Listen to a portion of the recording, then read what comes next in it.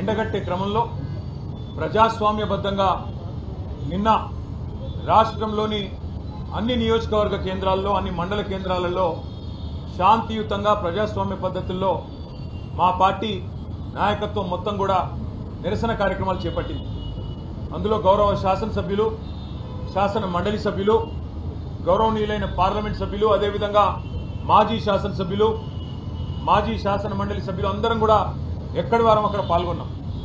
నిన్న ఒకటే రోజు రెండు ఉదంతాలు, ఈ రెండు ఉదంతాలు కూడా ఇప్పుడే రాష్ట్ర డైరెక్టర్ జనరల్ ఆఫ్ పోలీస్ గారికి వివరంగా ఆధారాలతో సహా వారికి సమర్పించడం జరిగింది. వారికి కొన్ని వీడియోలు కూడా చూపెట్టడం జరిగింది. నిన్న సూర్యాపేట జిల్లా తుంగతుర్తి నియోజకవర్గం తిరుమలగిరి కేంద్రంలో అక్కడ మా మాజీ శాసనసభ్యుడు తమ్ముడు విద్యార్థి నాయకుడిగా తన జీవితాన్ని ప్రారంభించి అంచెలంచెలుగా ప్రజల ఆశీస్సులతో 2 సార్లు శాసనసభ్యుడిగా ఎన్నికైన సీనియర్ నాయకుడు తమ్ముడు గ్యాదర్ కిషోర్ గారి నాయకత్వంలో ఆ నియోజకవర్గ రైతాంగం ప్రజాస్వామ్య పద్ధతుల్లో దాదాపు ఒక 500-600 మంది గుమిగూడి శాంతియుతంగా ట్రాఫిక్కి అంతరాయం కాకుండా ప్రజలను ఇబ్బంది పెట్టకుండా కేవలం నిరసన చెప్పే క్రమంలో తమ కార్యక్రమం తాము నిర్వహిస్తూ ఉన్నారు.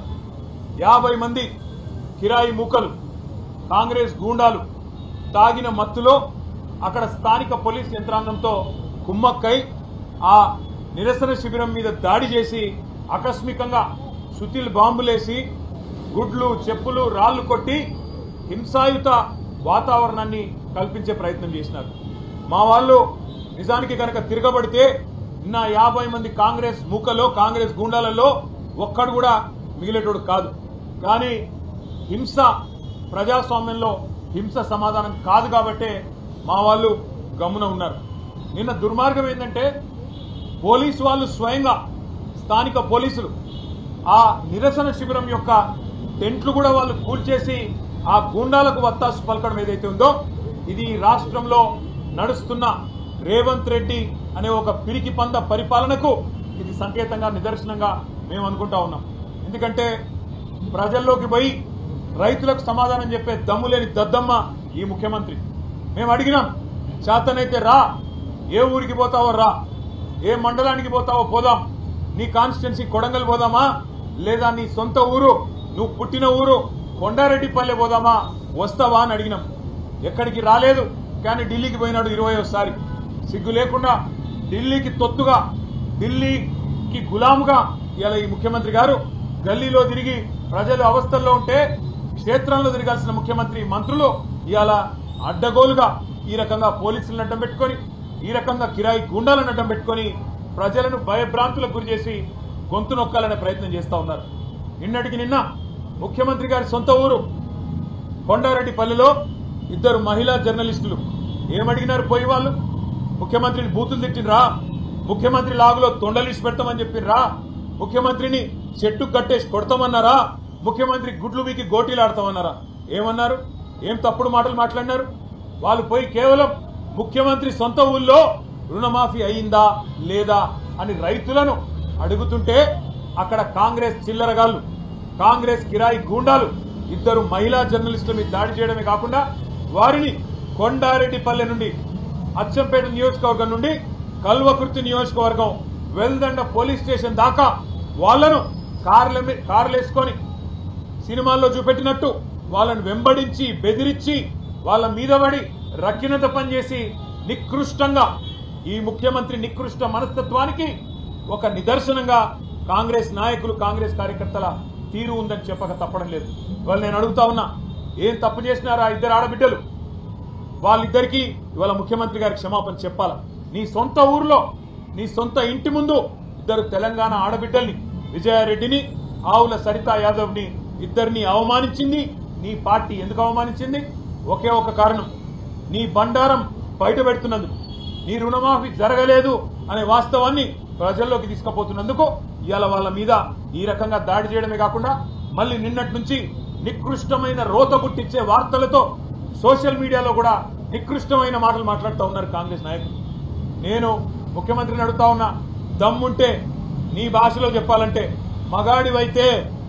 మగాడివైతే ఊళ్ళల్లోకి రా, సెక్యూరిటీ లేకుండా రా, పోలీస్ బలగాలను అడ్డం పెట్టుకొని కాదు, బ్యాంక్ అధికారులను అడ్డం పెట్టుకొని కాదు, వ్యవసాయ అధికారులను అడ్డం పెట్టుకొని కాదు. మేము కూడా వస్తాం, నువ్వు కూడా రా.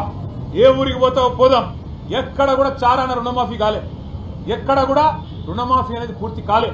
రైతులు ఇవాళ బగబగ మండుతా ఉన్నారు. ఎక్కడన్నా కాంగ్రెస్ రూళ్ళలోకి వస్తే తరిమి కొట్టాలన్న ఆలోచనలో ఉన్నారు. అందుకే ముఖ్యమంత్రికి చెప్పేది, తప్పు పోలీసులది కాదు. పోలీసు వాళ్ళు ఏం చేస్తారు పాపం, ముఖ్యమంత్రి, మంత్రులు, అధికార గణం మీరేం చెప్తే అది చేయక తప్పదు. పోలీసు తప్పు కాదు, తప్పు ముఖ్యమంత్రిది, పరిపాలించే సత్తాలని సన్నాసు రేవంత్ రెడ్డిది అనే మాట నేను విజ్ఞప్తి చేస్తా ఉన్నా. నేను పోలీసులకు కాకపోతే విజ్ఞప్తి చేస్తా ఉన్నా, మీరు కూడా అత్యుత్సాహం ప్రదర్శిస్తే మంచిది కాదు. మా పిల్లలు ఎవరైనా ఒక సోషల్ మీడియాలో రుణమాఫీ జరగలేదు అని పోస్టు పెడితే పోలీసులు కాల్ చేస్తారు. అదేవిధంగా కరెంటు పోయింది అని పోస్టు పెడితే విద్యుత్ శాఖ అధికారులు ఫోన్ చేస్తారు. ఈ రకమైన అత్యుత్సాహం మంచిది కాదు. దయచేసి సంయమనం పాటించండి. అధికారం ఎవడు అబ్బసొత్తు కాదు. ప్రజాస్వామ్యంలో అధికారం మారుతూనే ఉంటుంది, వ్యవస్థ మాత్రం అట్లే ఉంటుంది. దయచేసి గౌరవ డీజీపీ గారికి మేము ఏదైతే విజ్ఞప్తి చేశామో, తిరుమలగిరి సంఘటన విషయంలో స్థానిక పోలీసుల మీద కూడా యాక్షన్ తీసుకోవాలా. ఎవరైతే హత్యాయత్నం చేసిండ్రో వాళ్ళ మీద 307 కేసు పెట్టాలి. కాంగ్రెస్ గుండాలను ఖచ్చితంగా అదుపులోకి తీసుకోవాలని విజ్ఞప్తి చేస్తా ఉన్నాం. ఈ దేశ స్వతంత్రం కోసం 10 సంవత్సరాలు జైల్లో మగ్గి దేశానికి స్వతంత్రం తెచ్చి మొట్టమొదటి ప్రధానమంత్రిగా ఈ దేశంలో education and irrigation is our priority అని చెప్పి విద్యా యూనివర్సిటీలను తీసుకొచ్చిండ్రు.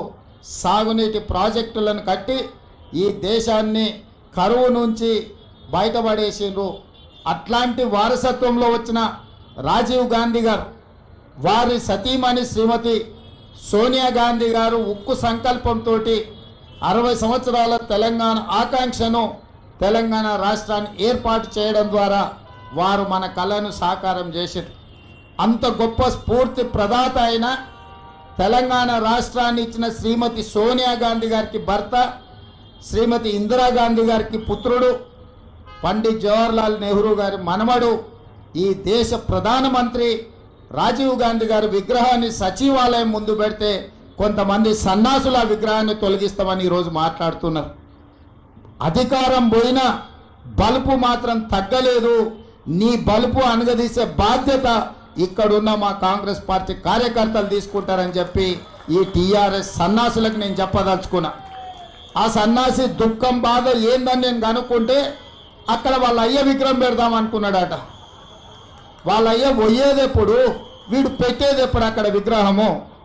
ఈ దేశానికి స్వతంత్రం తెచ్చిన కుటుంబము, ఈ దేశం కోసం 2 తరాలు ప్రాణాలు ఇచ్చిన కుటుంబము, ఈ తెలంగాణ రాష్ట్రాన్ని ఏర్పాటు చేసిన కుటుంబము సచివాలయం ముందు కోట్లాది ప్రజలకు స్ఫూర్తిగా అమరవీరుల స్తూపం పక్కన ఈ దేశం కోసం అమరుడైన శ్రీ రాజీవ్ గాంధీ గారి విగ్రహం పెట్టడం సముచితం. అంతేగాని ఉద్యమం ముసుగులో తెలంగాణ రాష్ట్రాన్ని దోసుకొని వేలాది కోట్ల రూపాయలు సంపాదించుకొని వందలాది ఎకరాల ఫామ్ హౌజులు కట్టుకొని తాగుబోతు సన్నాసుల విగ్రహం ఒకవేళ సచివాలయం ముందల పెడితే ఈ పిల్లలకు ఎవరిని ఆదర్శంగా చూపిస్తారు? పొద్దున్నేస్తే రాత్రి వరకు తాగి ఫామ్ హౌస్లో పొర్లాడే కేసీఆర్ విగ్రహం ఉండాలన్నా అక్కడ సచివాలయం ముందల, లేకపోతే దేశం కోసం ప్రాణత్యాగం చేసిన రాజీవ్ గాంధీ విగ్రహం ఉండాలన్నా తెలంగాణ సమాజం ఆలోచన చేయాలి. నిన్నటికి నిన్న సన్నాసి రాజీవ్ గాంధీ విగ్రహం తొలగిస్తే మేము అధికారులకు వస్తే అని అంటున్నాం. నేను ఒక్క మాట చెప్పదలుచుకున్నా. ఇక నాకు మంచి మాటలు రావు కానీ ఒక్క మాట అయితే చెప్పదలుచుకున్నా. ఎవడైనా శాతనైతే వచ్చి రాజీవ్ గాంధీ విగ్రహం మీద చేయి పెట్టారు బిడ్డ, చెప్పు దిగకపోతే చూస్తా నేను. నీ అయ్యా విగ్రహం కోసం, దేశం కోసం ప్రాణాలు ఇచ్చిన రాజీవ్ గాంధీ విగ్రహాన్ని తీస్తావా నువ్వు? నీకు అధికారం అనేది కళలో మాట, కళలో కూడా నీకు అధికారం రాదు.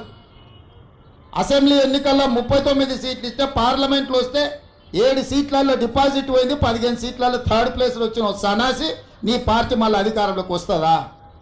నీవు మళ్ళీ రాజీవ్ గాంధీ విగ్రహాన్ని తీస్తా అని మాట్లాడతావా? చింతమడక పోతావు బిడ్డ, నువ్వు అనుకుంటున్నావు ఈ చింతపండు అవుతుంది అక్కడికి దిన వస్తే. ఆయనకి ఇప్పుడు తెలంగాణ తల్లి గుర్తొచ్చింది. ఇన్ని రోజులు గాడిదలను కాసినవా? 10 సంవత్సరాలు తెలంగాణ తల్లి విగ్రహం పెట్టాలని సన్నాసి తెలంగాణ గురించి మాట్లాడే నైతిక హక్కు నీకెక్కడదని నేను అడగదలుచుకున్నా. అందుకే పెద్దలు బట్టి విక్రమార్క గారి అనుమతితోని డిసెంబర్ 9, 2024 నాడు సచివాలయం లోపలనే తెలంగాణ తల్లి విగ్రహం పెట్టే బాధ్యత మేము తీసుకుంటాం. డిసెంబర్ 9, 2009 నాడు యూపీఏ చైర్పర్సన్ శ్రీమతి సోనియా గాంధీ గారి నాయకత్వంలో ఈ దేశ ప్రధానమంత్రి మన్మోహన్ సింగ్ గారి క్యాబినెట్ మంత్రివర్గం శ్రీ చిదంబరం గారు తెలంగాణ రాష్ట్ర ఏర్పాటు ప్రకటనను డిసెంబర్ 9 నాడు ప్రకటించారు. ఇదే కాకుండా మన నాయకురాలు శ్రీమతి సోనియా గాంధీ గారి జన్మదినం కూడా డిసెంబర్ 9. ఖచ్చితంగా తెలంగాణ తల్లి విగ్రహం సచివాలయం బయట కాదు, సచివాలయం లోపల తెలంగాణ తల్లి విగ్రహాన్ని ప్రతిష్ఠించే బాధ్యత నేను మా మిత్రుడు బట్టి విక్రమార్క గారు తీసుకుంటాం. హైదరాబాద్ నగరంలో మా హనుమంతన్న నాయకత్వంలో ఈ కార్యక్రమాన్ని చేపడతాం. మా చిత్తశుద్ధిని, మా నైతికతను ఏ సన్నాసి ప్రశ్నించాల్సిన అవసరం లేదు. మీలాక మేము తాగుబోతులం కాదు, రాత్రి కోటి పొద్దున కోటి మాట్లాడడానికి, లేకపోతే మాట్లాడింది మర్చిపోయి మళ్ళీ కొత్తది మాట్లాడడానికి మేమెవరము మీలాంటి తాగుబోతు సన్నాసులం కాదని ఈ వేదిక మీద నుంచి నేను చెప్పదలుచుకున్నా. నువ్వు ఎప్పుడొస్తావు రాజీవ్ గాంధీ విగ్రహాన్ని తీయడానికి తారీఖు చెప్పు, మా జగ్గాన్నకి చెప్తా, మా జగ్గాన్న వచ్చి అక్కడ ఉంటాడు. అప్పుడు తెలుస్తుంది బిడ్డ, నీకు రాజీవ్ గాంధీ విగ్రహాన్ని ముట్టుకుంటే ఏమవుతుందో అప్పుడు కానీ నీకు అర్థం కాదు. అందుకే ఈరోజు ఈ దేశ యువతకు స్ఫూర్తి ప్రదాత శ్రీ రాజీవ్ గాంధీ గారు వారి జయంతి సందర్భంగా మా హనుమంతన్న కొంతమంది క్రీడాకారులకు సన్మానం చేసిండ్రు, ఆర్థిక సహాయాన్ని వారికి తోసిన విధంగా చేసిండ్రు. అందుకే ఈరోజు ఈ రాష్ట్రంలో, ఈ దేశంలో మొన్న జరిగిన ఒలింపిక్స్లో మన పర్ఫార్మెన్స్ ఏమాత్రం బాగా లేదు. సౌత్ కొరియా లాంటి చిన్న దేశానికి 32 పథకాలు వచ్చినాయి. నేను సౌత్ కొరియాలో ఒక యూనివర్సిటీకి పోతే ఓన్లీ 1 యూనివర్సిటీలో 16 పథకాలు వచ్చినాయి. ఒకే ఒక అమ్మాయికి 3 గోల్డ్ మెడల్స్ వచ్చినాయి. వాళ్ళని చూసి నేర్చుకోవాల్సిన అవసరం ఉంది.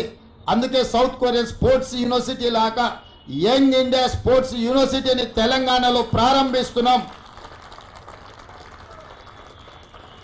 తండాలలో, గూడాలలో, మారుమూల పల్లెల, గ్రామీణ ప్రాంతాలలో ఉన్న క్రీడాకారులను, మట్టిలో మాణిక్యాలను వెలికి తీసి రాబోయే ఒలింపిక్స్లో తెలంగాణ నుంచి అత్యధికంగా మెడల్స్ సాధించే విధంగా మేము క్రీడా విధానాన్ని తీసుకురావాలని స్పష్టంగా నిర్ణయించుకున్నాం. ఆ యూనివర్సిటీ పేరు యంగ్ ఇండియా స్పోర్ట్స్ యూనివర్సిటీ. ఎందుకంటే ఒక నూతన రక్తాన్ని ఈ దేశానికి ఆదర్శంగా నిలబెట్టాలని ఇవాళ మా మంత్రివర్గం నిర్ణయం తీసుకున్నది. ఇదే కాదు, SC, ST, BC, minority residential స్కూల్స్కి ఒక ఇంటిగ్రేటెడ్ అకాడమీని నిర్ణయించాలనుకున్నాం. ఆ ఇంటిగ్రేటెడ్ అకాడమీలకు కూడా యంగ్ ఇండియా రెసిడెన్షియల్ అకాడమీ అని చెప్పి మేము పేర్లు పెట్టాలని ఇవాళ మేము నిర్ణయం తీసుకున్నాం. యంగ్ ఇండియా అంటే తెలంగాణకు ఒక యంగ్ ఇండియన్ స్ఫూర్తినిచ్చేది ఇక్కడి నుంచే.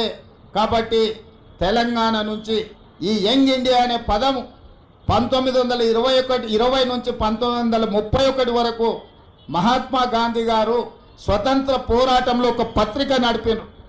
ఆ పత్రిక పేరు యంగ్ ఇండియా. శ్రీ మహాత్మా గాంధీ గారి స్ఫూర్తిగా ఇవాళ తెలంగాణ రాష్ట్రం యంగ్ ఇండియా స్కిల్స్ యూనివర్సిటీని ప్రారంభించింది. తొందరలోనే యంగ్ ఇండియా స్పోర్ట్స్ యూనివర్సిటీని ప్రారంభించుకోబోతున్నాం. ఆ తర్వాత ఇంటిగ్రేటెడ్ రెసిడెన్షియల్ స్కూల్స్కి కూడా యంగ్ ఇండియా పేరు పెట్టి లక్షలాది మంది తెలంగాణలో ఎస్సీ, ఎస్టీ, బీసీ, మైనార్టీ విద్యార్థులకు ఉన్నతమైన చదువులు చెప్పించి వాళ్ళను డాక్టర్లుగా, లాయర్లుగా, ఇంజనీర్లుగా, సైంటిస్టులుగా మా హనుమంతన్న చెప్పినట్టు వాళ్ళని ఎమ్మెల్యేలుగా, ఎంపీలుగా తీర్చిదిద్దే బాధ్యత కాంగ్రెస్ పార్టీ తీసుకుంటుందని చెప్పి నేను ఈ సందర్భంగా తెలియజేయదా. My love for nutritious food choices, healthy lifestyles and helping people cultivate these changes in their daily lives motivates me.